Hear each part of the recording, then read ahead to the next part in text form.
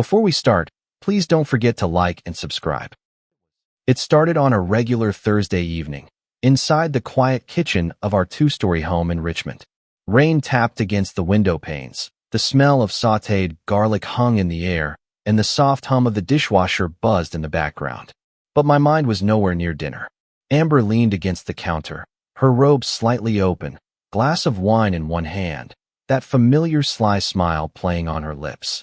"Why don't you come closer?" she whispered, tracing the rim of the glass with her finger.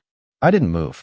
Instead, I stood stiff at the sink, back half turned to her, voice low but sharp as a blade. "I don't want intimacy with you after your lover." She froze. For the first time in years, I saw the truth slap her in the face, not with my hand, not with shouting, but with that one line. What are you talking about?" Her smile faltered, twisting awkwardly into confusion. "Ethan, are you serious right now?" "I'm not inventing anything," I said, finally turning to face her. "Your behavior has written every sentence of this story. I just decided to start reading it out loud." Her wine glass clinked against the counter a little too hard. "You're paranoid. You've always been dramatic, but this?" She let out a shaky laugh. This is insane." My arms folded. I didn't raise my voice. I didn't even blink. "You think locked phones, late-night walks, and private chuckles over text go unnoticed? I'm not stupid, Amber." She pushed off the counter and walked toward me, her voice climbing. "Oh, so now I can't have friends? You're controlling now? Is that what this is about? You feel neglected, so you're building stories in your head?" I stared at her like a man watching something he used to believe and fall apart. "No, I feel betrayed. That's very real." Her face twisted.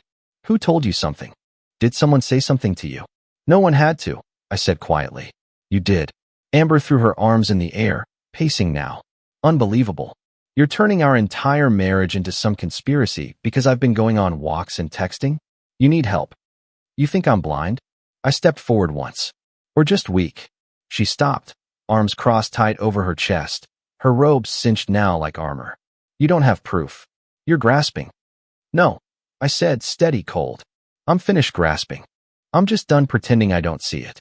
For a second, the only sound was the ticking of the kitchen clock and the soft hiss of water boiling on the stove. Then she whispered, almost pleading, "You're gonna throw us away over suspicions?" "I'm not throwing anything," I said. "You did. The night you stopped choosing me." And just like that, I walked past her and reached for my jacket. No yelling, no tears, just truth, raw and undressed. Because that moment, that was the end of the pretending, and the start of something colder, something sharper. My name's Ethan. I'm 39. I work as an assistant manager at a local auto parts store in Richmond. Nothing glamorous. I live in the kind of neighborhood where people wave from driveways and mow their lawns on Saturdays. I made grilled cheese on Sundays. Cleaned the gutters twice a year. Simple life. Quiet. But tonight, my kitchen wasn't quiet anymore. It was the epicenter of a betrayal I didn't ask for, but I could feel coming like a thunderstorm 3 days out. And trust me, this storm was just beginning. 2 days passed. Not a word spoken between us. Amber moved around the house like everything was fine, humming while she folded laundry, asking if I wanted her to pick up anything from the store. Like nothing happened. Like she hadn't stood in the kitchen 2 nights ago and accused me of being delusional for confronting her with the truth she knew she couldn't deny. But I didn't bite. I didn't yell. I didn't cry. I didn't demand anything. I just watched, like a man looking at something already dead, but still walking. Every night after work, I came home, showered, changed, ate quietly, sat on the couch. No TV, no music, just silence thick enough to feel. And she hated it. Amber would peek at me over her book, eyes scanning for signs, anything to work with. But I gave her nothing. She would linger near the kitchen, accidentally brushing past me, acting like her old self, like she could seduce her way back into control. But I wouldn't look at her. Not once. I wasn't playing anymore. And she knew it. The morning after that fight, I stopped taking my coffee at home. Instead, I drove 5 blocks down to a cafe tucked between a barber shop and a secondhand bookstore, Jackson Street Cafe. I'd been there 100 times before, but now it felt different. Like neutral ground. The bell above the door jingled when I walked in. The waitress, Kelsey, a college student with sleepy eyes and a quick smile, greeted me like always. "Hey, Ethan. Usual?" I nodded. Yeah, thanks. I took the booth in the back, the one near the window where I could see the street. People passing, living, moving forward. I watched an older couple walk hand in hand, their fingers laced like it was still the first year of their love.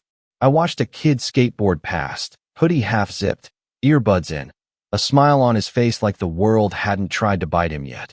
I sat there, sipping my black coffee, letting the warmth hit the back of my throat and settle the cold that had built in my chest. My reflection in the glass didn't lie. I looked tired. Not from work. Not from sleeplessness. From betrayal. It had hollowed me in a way I couldn't fully explain. Like my center had been scooped out, and I was walking around with a shell and some habits. That day, I didn't text anyone back. Not Marcus, my old college buddy, who kept asking when we'd go fishing again. Not my sister, who always sensed when something was off. I wasn't ready to speak yet. What would I even say? That the woman who promised forever suddenly turned into a stranger who dodged questions and flirted with lies? That I could feel her slipping away months before I could prove it? No. So I sat in that booth, afternoon sun cutting through the blinds, casting stripes across my coffee and hands. I stared out at the street like it held answers.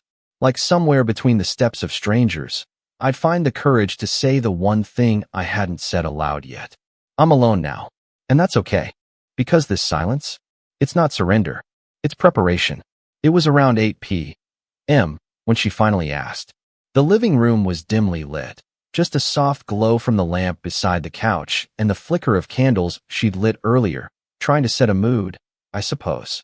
She curled up at the far end of the sectional, her legs tucked under her, holding a throw pillow she didn't need. I sat in the recliner, thumbing through an old paperback I wasn't really reading. For a while, it was quiet except for the faint hum of the fridge and the occasional rustle of pages as I flipped them without thought. Then, without looking at me, she asked the question like she was commenting on the weather. Why have you been so off lately? I didn't look up. I didn't pretend to misunderstand. I mean, she went on, forcing a little chuckle, you barely talk to me. You've been sleeping on the couch. You leave every morning like we're strangers. It's starting to feel weird. I set the book down slowly, pressing my thumb into the cover. Then I looked at her. Calm, cold, clear. I'm preparing for a bachelor's life. She blinked, like she hadn't heard me correctly. What? I didn't flinch. You asked. That's your answer. Her smile faded. That tight little curve she'd been wearing like armor dropped instantly. Is that supposed to be a joke? She asked, voice lower now, eyes narrowing.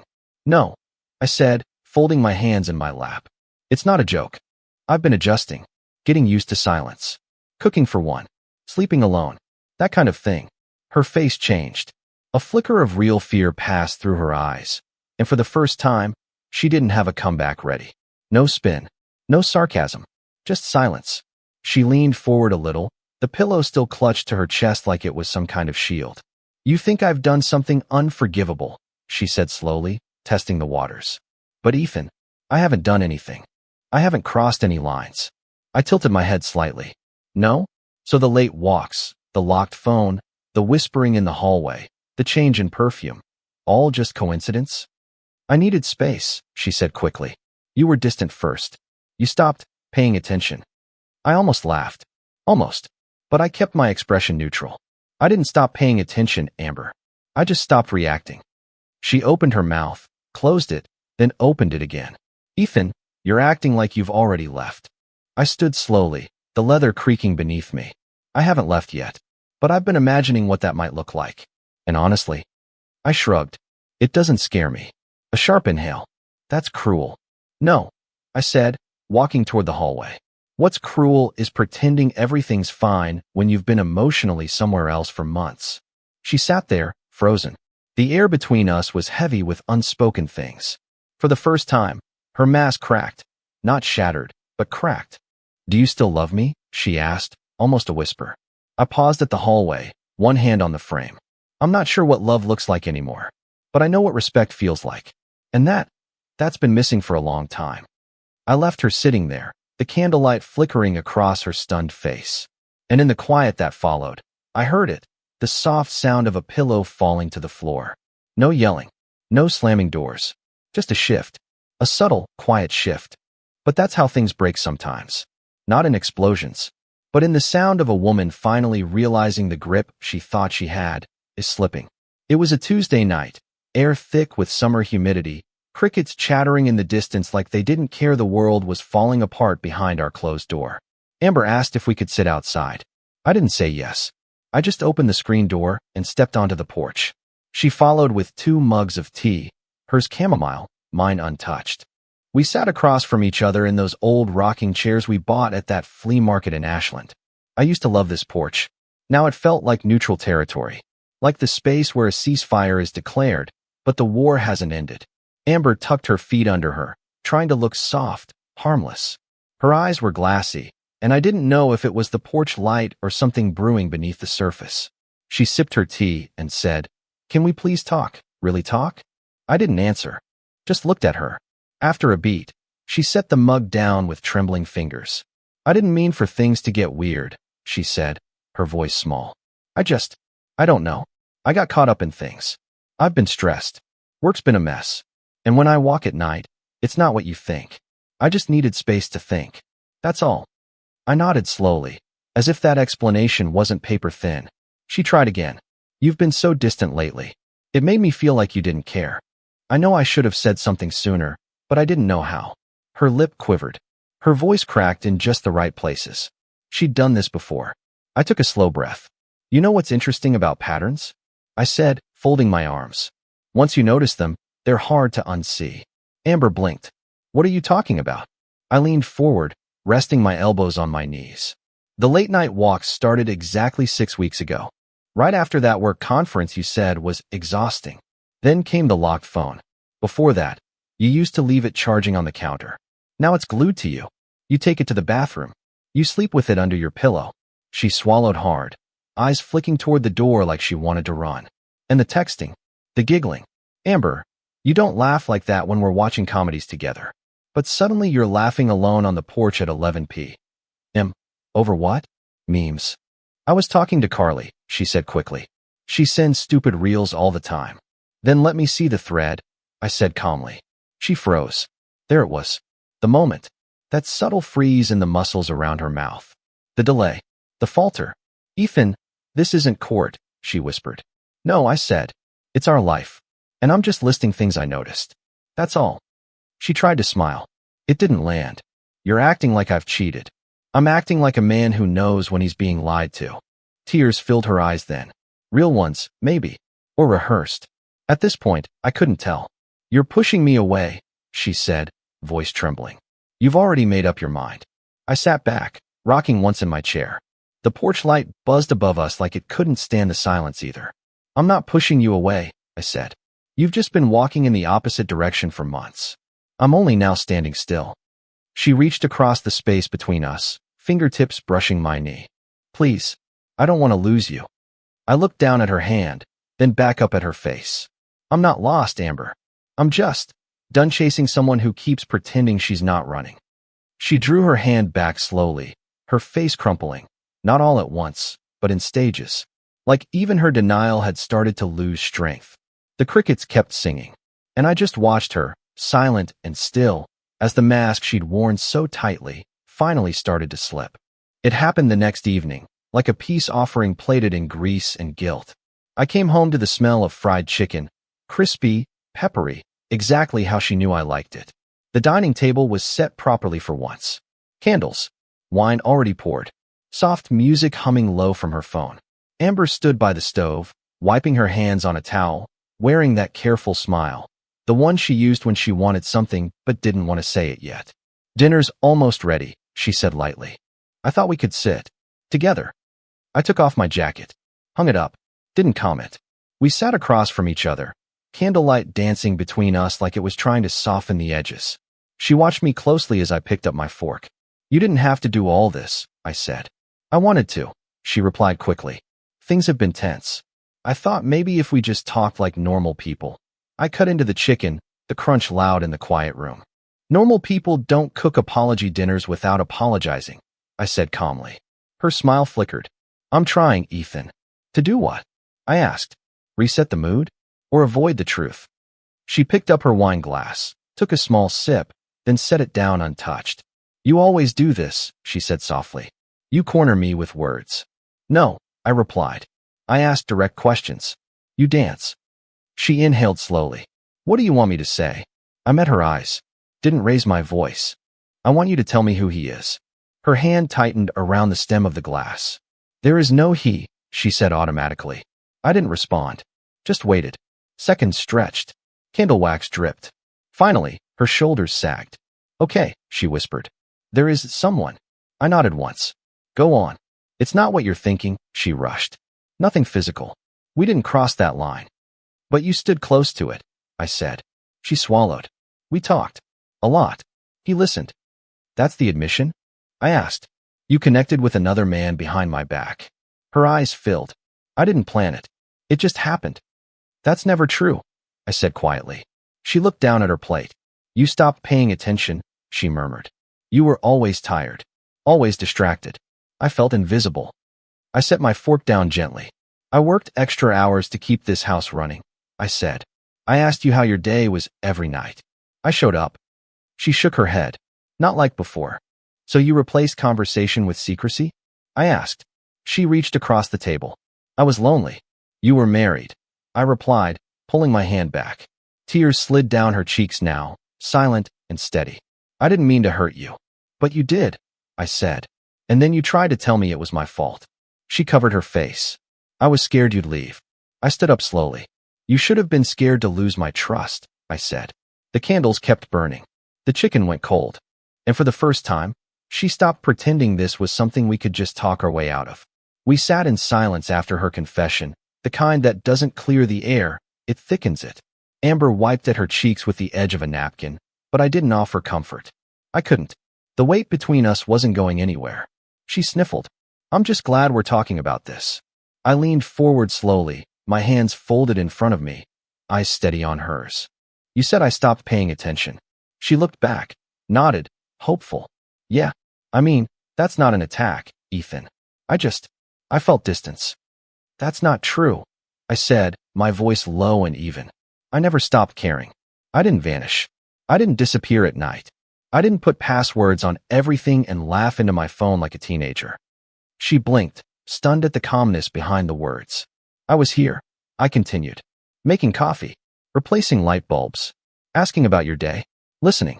I was here when you were gone, Amber. Her jaw clenched. I didn't go anywhere. Then give me his number. That stopped her cold. What? She asked, breath catching. I want his number. Her mouth opened, then closed. She shifted in her seat. I don't think that's necessary. It is to me. Ethan, there's nothing going on now. It's done. I didn't ask if it's over. I asked for his number. I don't have it anymore, she said too quickly. I smiled, but it didn't reach my eyes. You do. No. You do. I repeated, voice firm now. We both know it. Just say you won't give it to me. She looked down, shaking her head. This isn't fair. You're acting like I betrayed you physically. You betrayed me emotionally, I said. And now you're trying to hide the proof. I'm not hiding anything, she snapped. Then give me the number. I said I don't have it, Ethan. Her voice bounced off the dining room walls. Loud, shrill, shaking at the edges. I stood up calmly. What are you doing? She asked, standing with me. Packing. Ethan, I turned toward the hallway. You don't want to tell the truth. That's your choice. Mine is to stop living in this house like I believe you.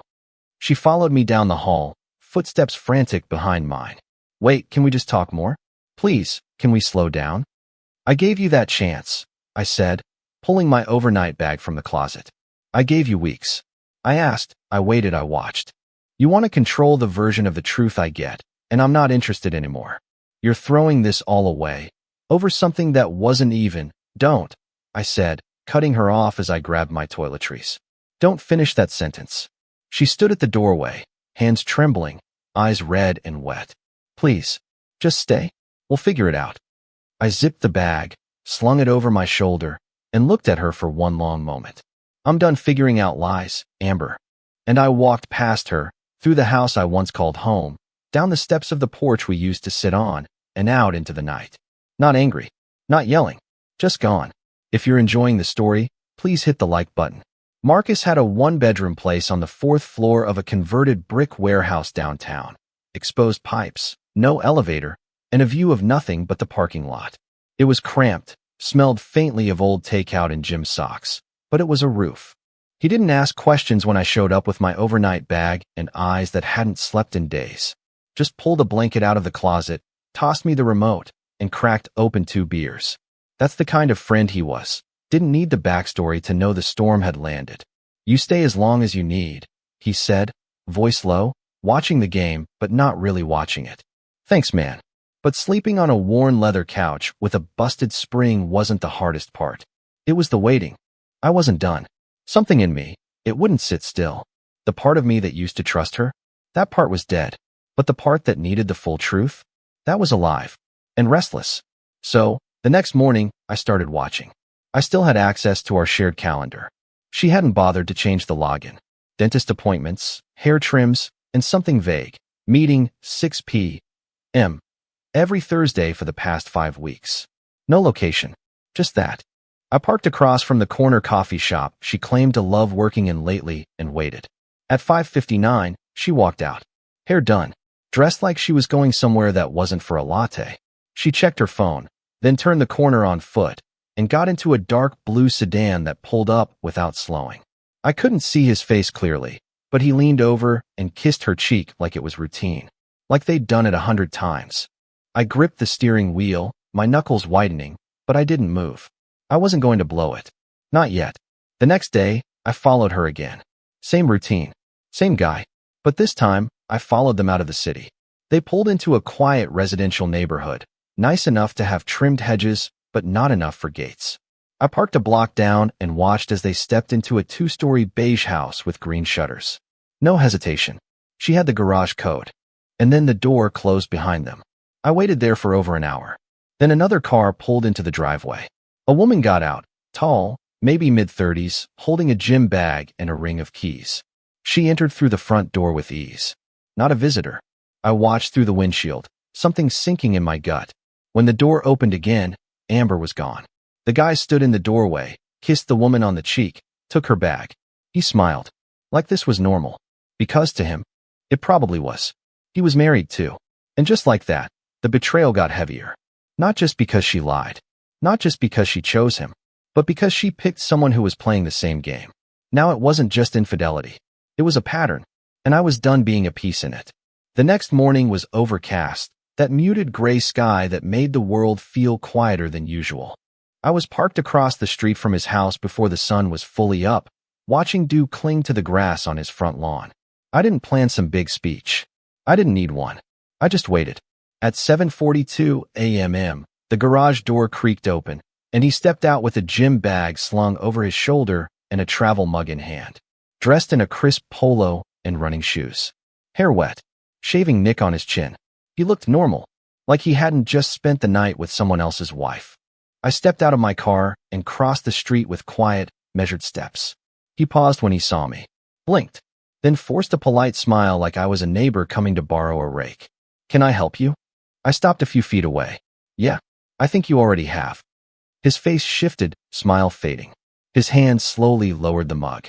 "Do I know you?" I nodded once. "You've been seeing my wife." He swallowed. Hard.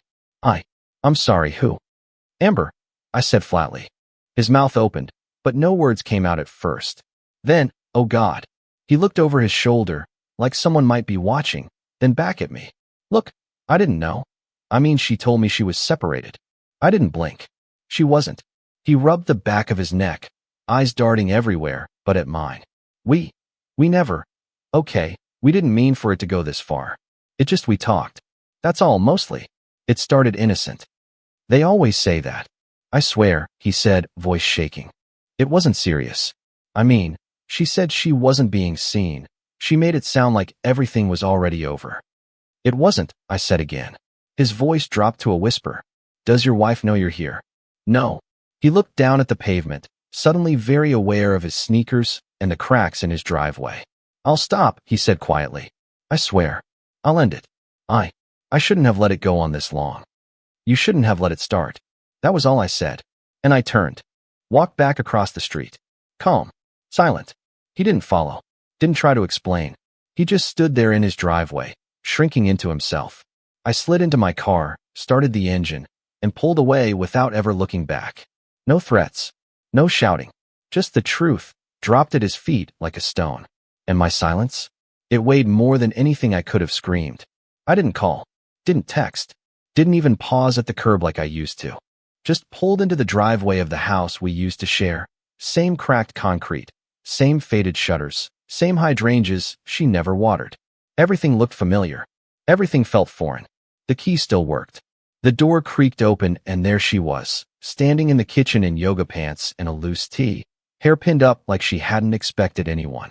She froze when she saw me, then smiled too quickly, too wide. "Ethan," she said like I'd been gone a weekend, not a lifetime. "What are you doing here?" I walked past her, silent, steady, placed the thick manila envelope on the table beside the fruit bowl. She followed, hesitant. "Is something wrong?" I pulled out a chair. "Saturday." Then met her eyes across the silence. "I saw him yesterday." Her face went still. Then, slowly, she tried to recover. "Saw who?" "Don't." She crossed her arms. "Ethan, I don't know what." "Your lover," I said, calm but sharp. "The man whose car you've been slipping into every Thursday. The one with a wife of his own. The one who looked like he'd seen a ghost when I knocked on his door." She stared at me, blinking. I continued, voice even. "He admitted everything. Swore it was just emotional. That it never got physical. He also promised it was over." I tapped the envelope. "This is, too." She looked down at it like it might burn her fingers. "You brought papers?" she asked, her voice suddenly brittle. "Divorce," I said. "Filed yesterday. I already signed." Her breath caught. Her face paled. "You can't be serious." "I am. But, Ethan, we can talk. We can fix this." "Your lover left you yesterday," I added. Quietly, cleanly. The color drained from her face completely. "What?" "He's done. He ended it." I think I shook him. "So now you're back to square one." She stepped back like she'd been hit. And then, just like that, the mask fell away. The fake smile. The tremble. The performance. Gone. What came next was fire. "You smug piece of..." She didn't even finish the sentence, just slammed her palm against the table so hard the envelope jumped. "I made one mistake. You made dozens," I snapped. "Lies. Secrets. Hiding a second life in our house. That's not one mistake. That's who you became. You emotionally abandoned me. I cooked for you. You weren't the same. You never gave me the chance to be," I said. "You just walked away. You just didn't tell me." She grabbed a plate from the drying rack, one of the good ones, the one we got for our anniversary, and threw it against the wall. It shattered. I didn't flinch. "You want to make me the villain?" I asked. "Fine. Call me cold. Call me distant. But don't call me blind. Not anymore." She stood there, chest heaving, mascara smudged under her eyes. "I gave you everything," she spat. "No," I said quietly. "You gave him the part of you that was mine." The next dish flew harder, a wine glass this time, exploding against the floor tiles. "I hate you," she whispered. "You hate being caught," I replied. "You were supposed to fight for me. I was supposed to be your husband," I said. "You didn't want that." Silence hung, thick and electric. Then she dropped into a chair, breathing hard, rage turning to disbelief. "So that's it? That's the end?" I stood slowly. "No, that's the beginning," I said. "For me." I left the envelope there on the table and walked out, the sound of broken glass crunching under my shoes, each step feeling like a release. Behind me, the house finally felt honest. Ugly, loud, wrecked, but no longer pretending. It took less than a week after the papers were finalized for Amber to start her campaign. First came the vague posts, those tired, half-baked quotes about choosing peace over pain and letting go of toxicity. Then the not-so-subtle ones. A blurry selfie with red-rimmed eyes captioned, "You think you know someone," followed by a dozen broken heart emojis. She didn't tag me, of course. She didn't have to. People knew. We had mutual friends. A small town. A shared history. Our names didn't need to be in neon for the message to land. She wanted to control the story. Frame herself as the wounded woman, discarded by a cold, distant husband who stopped showing affection and withheld love as punishment. Her words. Word for word. It might have worked if people hadn't been watching the slow unravel for months. The first comment that pushed back came from Lisa, our former neighbor. She wrote, "Amber, we were all there. Don't rewrite the story now." Then came Corey, my oldest friend from college. You don't get to play the victim after what you did to him. And then Michelle, you told me yourself you were seeing someone else. Don't act surprised now that it caught up to you. One by one, the floodgates opened. Not insults, not attacks, just facts. Quiet, firm truths. Amber tried to respond at first, deleting comments, blocking people, sending DMs to anyone who hadn't spoken up yet. Can I count on you to have my back? But the truth had traction, and it didn't need my help. I never posted a single word, didn't defend myself publicly, didn't correct her timeline, didn't screenshot receipts. I just watched. Not with joy, not with satisfaction, just observation. The same way I'd watched her weeks ago, spinning her lies over candlelight chicken and wine she didn't even like. Eventually, she shut it all down. Her Facebook disappeared first, then Instagram, then the TikTok account she never really used anyway. Gone. And just like that, the carefully curated character she'd been building, the one who did everything she could, vanished with a tap of a button. I heard later she told someone at her yoga studio that she needed a social detox, that she was tired of negativity. But I knew what really happened. The mask cracked too wide, and there was no patching it. Amber had built her defense on performance, on pity, on selective truth, on curated vulnerability. But people saw through it. Because pain tells one story. But patterns? They tell the truth. And when people started comparing her words to her actions, the math didn't add up. So she disappeared. Not from the town, not from the world, but from the space where she thought she could control the narrative. And what remained in that void was silence. The kind that doesn't beg to be fixed. The kind that sounds like consequence. It's been 6 months. Long enough for the dust to settle. Long enough for people to stop whispering and start forgetting. I still go to the same cafe every morning. Jackson Street. Same booth in the back, same chipped mug, same waitress who knows I take it black. Kelsey's graduated now, but the new girl, Erin, she's figured me out quick. Quiet guy, early riser, tips well, keeps to himself. And I like it that way. No more questions. No more pretending. Just me, a corner booth, and peace. One morning in early spring, Marcus slid into the seat across from me. Uninvited, but welcome. He had a grin on his face, the kind he wore when he had gossip he didn't want to admit was gossip. You hear about Amber? He asked, sipping from a paper cup like he was trying to sound casual. I didn't look up from my coffee. No. She's working out at her parents' place. That farm outside Mechanicsville. That made me pause. Amber, heels on gravel, city brunch, mock everything rural Amber, on a farm? Seriously? I said, raising an eyebrow. Dead serious. Apparently the job interviews dried up. Word got around. You know how people talk in Richmond. Every company she applied to either ghosted her or told her they'd keep her in mind. Guess those Instagram quotes didn't hold up in HR, I said. Marcus laughed. She's mucking stalls, planting tomatoes. Her dad posted a photo of her holding a goat. A goat man. I gave a slow shake of my head. Not mockery, not triumph, just disbelief. Amber used to roll her eyes at her parents' farm. Said it was cute but outdated. Called it manual labor for people who peaked in high school. Now, it was the only place that would take her in. She still seeing that guy? I asked. Marcus shook his head. Nope. Word is, his wife found out everything and kicked him out. He tried reaching out to Amber after the fallout, but she shut him down. Didn't want to be tied to the wreckage. Figures. Amber always liked the illusion of control, but when things really burned, she'd jump ship before admitting she lit the match. Anyway, Marcus said, standing, just thought you'd want to know. Small world. He clapped me on the shoulder, then headed for the counter to flirt with Erin. I stayed in the booth a little longer, staring out the window, watching the same morning sun pour over the sidewalk, the same rhythm of life moving on, unbothered, uncomplicated. And I smiled. Not because she fell, not because I won, but because I wasn't in it anymore. Because the storm passed, and I was still here, quiet, whole, unshaken. No rage, no fire. Just the slow, steady calm of a man who learned to stop chasing noise. I paid my bill, left a good tip, walked out the door with the same rhythm I'd found months ago. And as the wind picked up around me, I breathed in deep, grateful. Not for what happened, but for what didn't happen again. I never went back, and I never will. And that was the end of the story. I still think about the moment Amber tried to flip the truth and make me the villain, posting online, twisting the narrative, begging for sympathy when all she left behind was wreckage. If someone you cared about made a mistake like that, blamed others to protect themselves, would you have called them out, like our friends did? Let me know in the comments. Don't forget to like the video, and if you want more real stories like this, hit subscribe. I've got more to tell.